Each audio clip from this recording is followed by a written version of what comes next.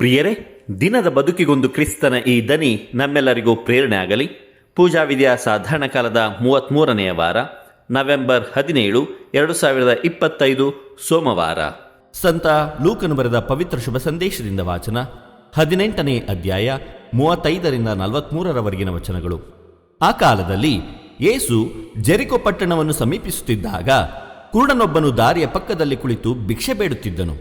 ಜನಸಂದಣಿಯ ಶಬ್ದವನ್ನು ಆಲಿಸಿ ಅದೇನೆಂದು ವಿಚಾರಿಸಿದನು.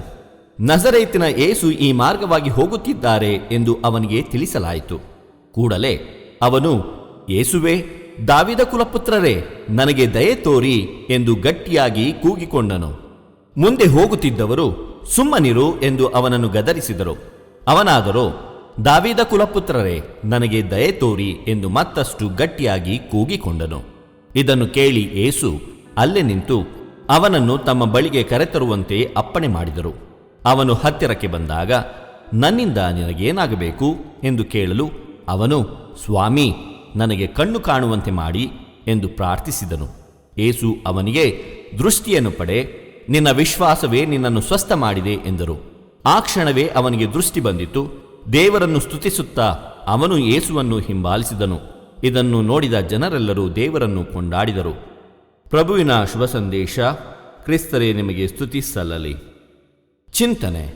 ನಾವು ಸಹ ಒಂದಲ್ಲ ಒಂದು ರೀತಿ ಅಂಧರಲ್ಲವೇ? ಪ್ರಭು ಯೇಸು ಕ್ರಿಸ್ತರಲ್ಲಿ ಆತ್ಮೀಯರೇ, ಪ್ರಭು ಯೇಸು ಕತ್ತಲೆ ತುಂಬಿದ ಈ ಧರೆಗೆ ಬೆಳಕಾಗಿ ಬಂದರು. ಕತ್ತಲೆಯಲ್ಲಿ ಜೀವಿಸುತ್ತಿದ್ದ ಜನರನ್ನು ಬೆಳಕಿನೆಡೆಗೆ ಮುನ್ನಡೆಸುವುದು ಪ್ರಭುವಿನ ಶ್ರೇಷ್ಠ ಕಾರ್ಯವಾಗಿತ್ತು. ಇಂತಹ ಕತ್ತಲ ಲೋಕದಲ್ಲಿ ಜೀವಿಸುತ್ತಿದ್ದ ಅಂಧ ಭಿಕ್ಷುಕನಿಗೆ ದೃಷ್ಟಿಯನ್ನು ಯೇಸು ದಯಪಾಲಿಸುತ್ತಾರೆ. ಎಲ್ಲರಂತೆ ಸೃಷ್ಟಿಯ ಸೊಬಗನ್ನು ನೋಡುವ ಸೌಭಾಗ್ಯ ನೀಡುತ್ತಾರೆ. ಆ ಕುರುಡು ಭಿಕ್ಷುಕ, ಪ್ರಭು ಯೇಸು ನನ್ನ ಬಾಳಿನ ಅಂಧಕಾರವನ್ನು ನೀಗಿಸಿ ಬೆಳಕು ನೀಡುವರೆಂಬ ವಿಶ್ವಾಸದಿಂದ ಪ್ರಭುವಿನಲ್ಲಿ ಅಂಗಲಾಚುತ್ತಾನೆ. ಪ್ರಭು ಯೇಸು ದೃಷ್ಟಿಯನ್ನು ದಯಪಾಲಿಸುತ್ತಾರೆ. ಪ್ರಭು ಯೇಸು ನಮ್ಮ ಆಂತರಿಕ ಅಂಧತ್ವವನ್ನು ನೀಗಿಸಲಿ, ನಮ್ಮ ಬದುಕನ್ನು ಬೆಳಗಾಗಿಸಲೆಂದು ಪ್ರಾರ್ಥಿಸೋಣ. ದೇವರು ನಮ್ಮೆಲ್ಲರನ್ನು ಆಶೀರ್ವದಿಸಲಿ. ಇದು ಧ್ವನಿ ಮಾಧ್ಯಮ ಮನೆಯ ಕೊಡುಗೆ. ಧ್ವನಿ ವಂದನೆಯ ಸ್ವಾಮಿ ಶಾಂತಕುಮಾರ್ ಜೆ, ಬೆಂಗಳೂರು ಮಹಾಧರ್ಮ ಕ್ಷೇತ್ರ.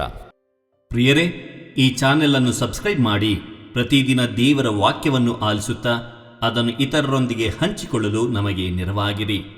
ಧನ್ಯವಾದಗಳು.